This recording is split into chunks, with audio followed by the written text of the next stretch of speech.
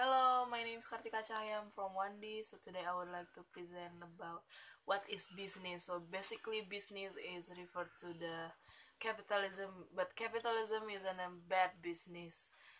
So today I would like to present you about what is good business. So good business is our needs are more important than our desires, but the problem is we as a human being don't know whether they can be combined or something else or mixed up. So yeah, that's the problem of as we are human being.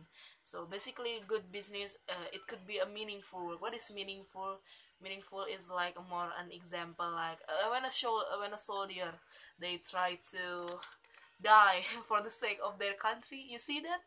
So the more meaningful it works, less the money matter. They willing to die, willing to take a risk, willing to give another uh, to for the company.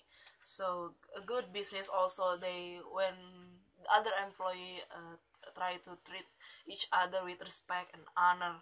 So that's the good business. So last but not least, a good business, we are wish to not have a good business go away, but we want to improve it so that one day it comes to properly satisfies as a consumer or a producer.